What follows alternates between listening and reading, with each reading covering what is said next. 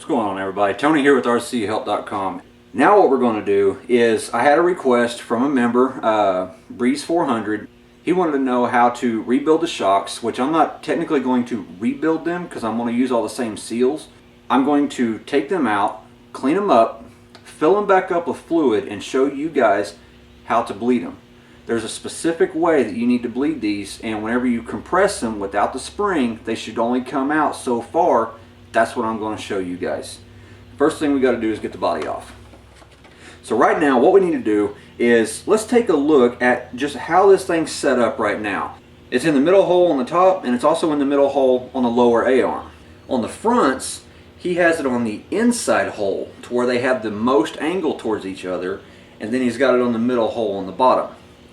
Now that we know where the shocks are so we can put it back to where it was, all we got to do, get a screwdriver, take off all 8 shocks.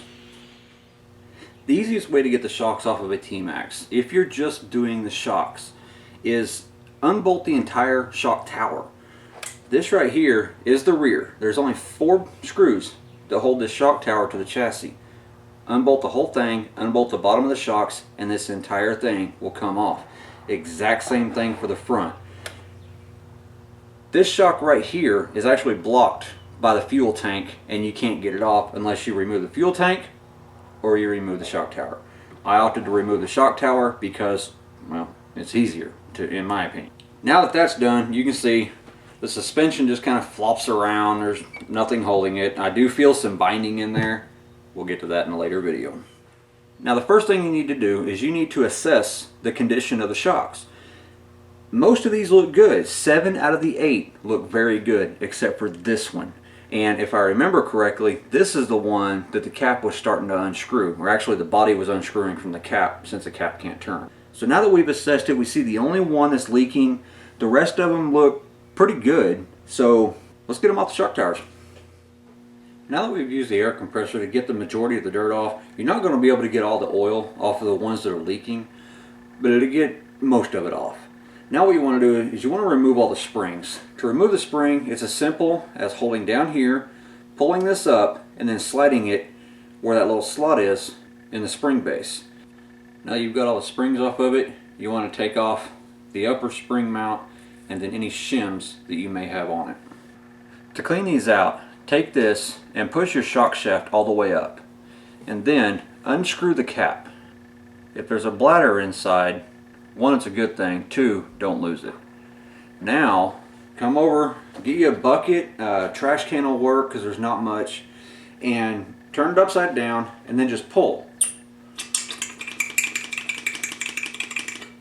That's going to get the majority of the oil out of these, and technically you could refill them right now, but we're going to take them apart and completely clean them.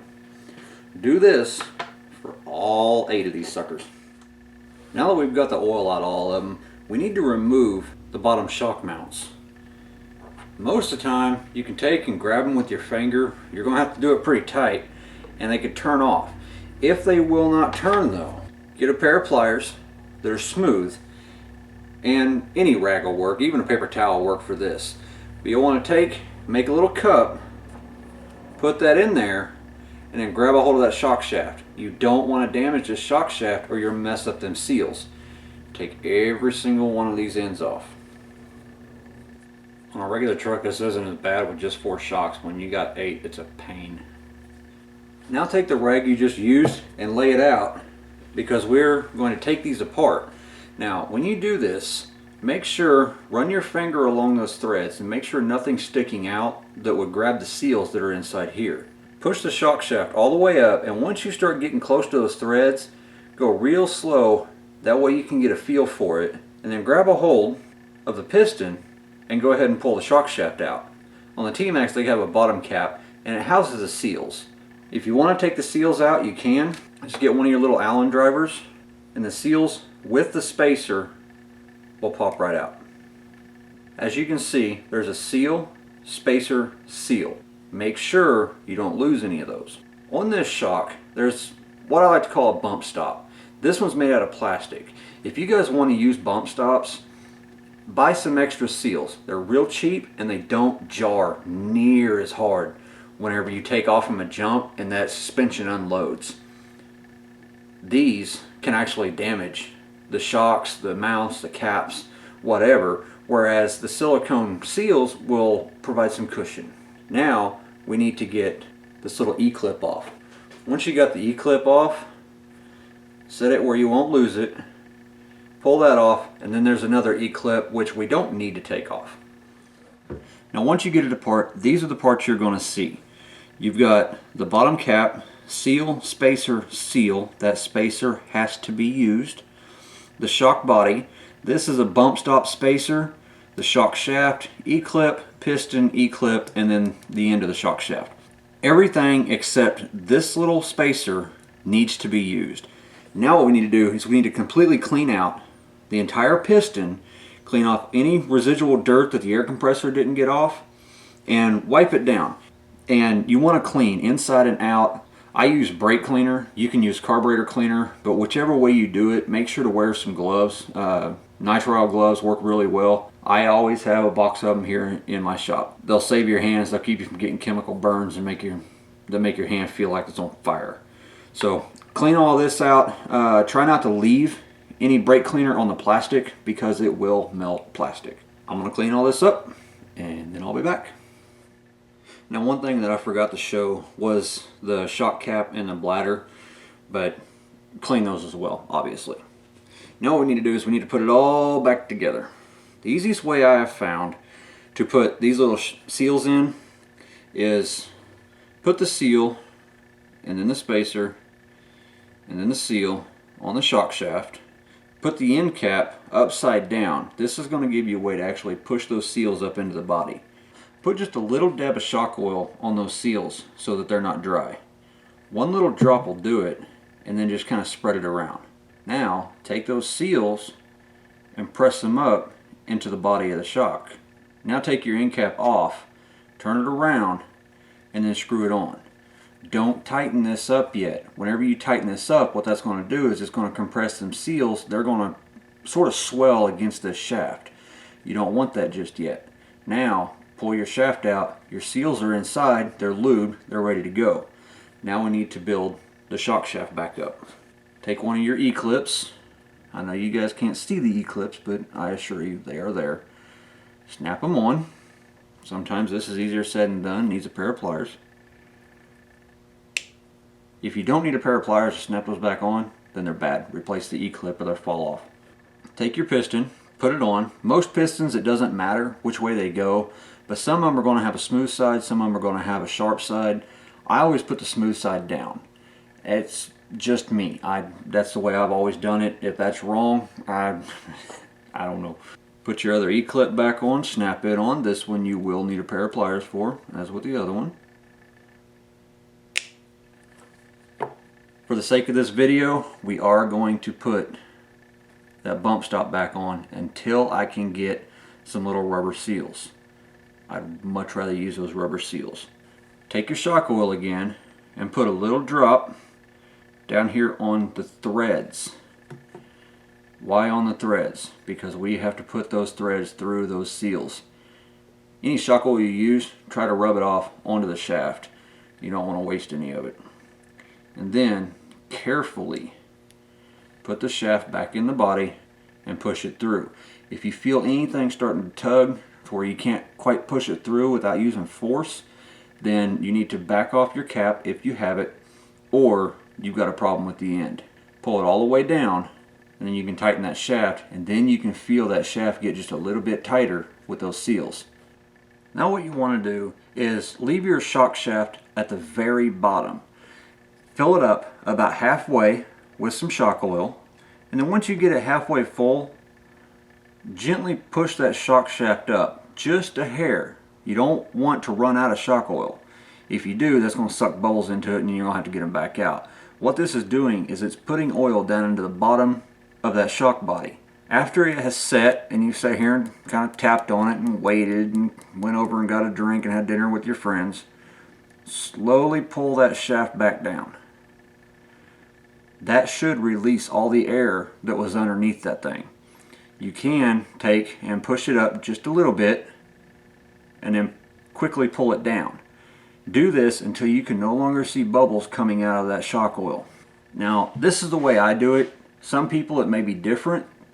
It just depends. I've always had great luck doing this.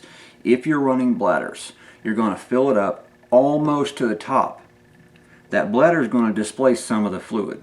So you don't want to fill it completely full, put the bladder in the cap and then screw the cap on. That's wrong. You don't want any air in here.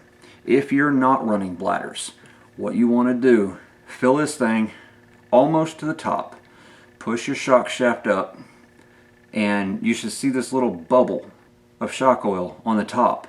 Once you do that, fill the cap up until the start of the threads at the bottom, which is actually the top, with shock oil, and then quickly turn it over and screw it on. Now, because you have that shock shaft pushed up in there, it's going to start to come out a little bit. Don't worry. When you push this shock shaft in there, it should come out a quarter of the way on its own. If it doesn't, it's underfilled. If it comes out halfway or more, then it's overfilled, and you need to just loosen the cap, push that shock shaft up in there, and then screw your cap back on. Trust me, do it this way, and your shocks will be perfect every time. Now, as you may or may not be able to see, I've got, it's almost a reverse dome, kind of like a bowl of shock fluid in there. I'm going to push my shock shaft up, and then I'm going to pull it down. Now, why am I doing that? Because I want to make sure I have no air in these shocks. You'd never realize how important shocks are until you have one set up correctly, and then you understand. Push the shock shaft up in there. There's that little bubble that I was talking about. That's how much you want if you're not running bladders. I actually overfilled this one. Now, when you push the shock shaft up in there, be careful not to suck any air down through that piston. It's going to want to. It's forcing that fluid through that piston. Take your bladder and put it inside your cap. You still want that little bowl because that bladder's got to displace something. Make sure that your piston is pushed up almost to the top.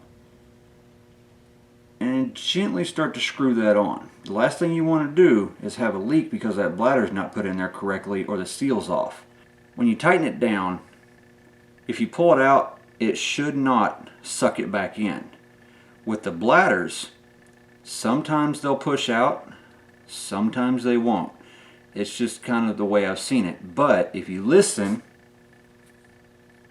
there's no air in that shock. That's what you want. You don't want air in these. Air provides no viscosity. Make sure your cap's good and tight.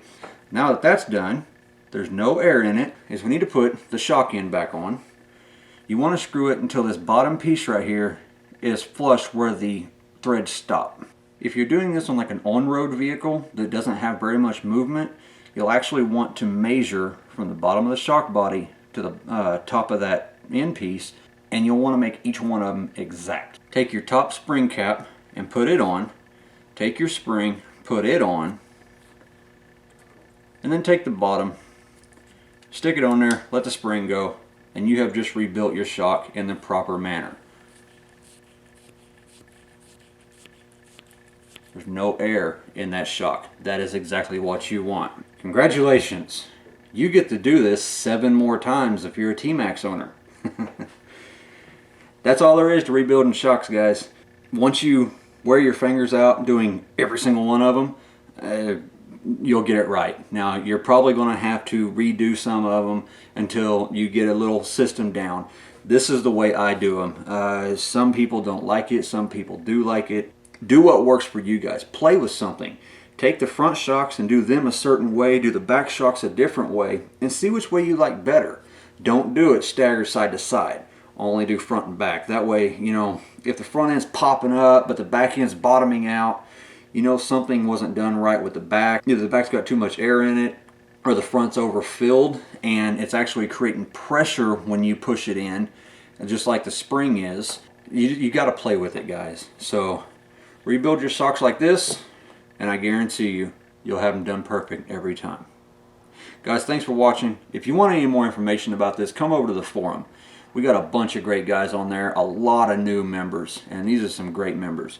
Come over, visit us on the forum, introduce yourself. Let us see your little ground pounders. Let us see your airplanes and helicopters. Get us some videos, guys. Get us some pictures. Let us know who you are. I look forward to seeing you there, guys. See you in the next video.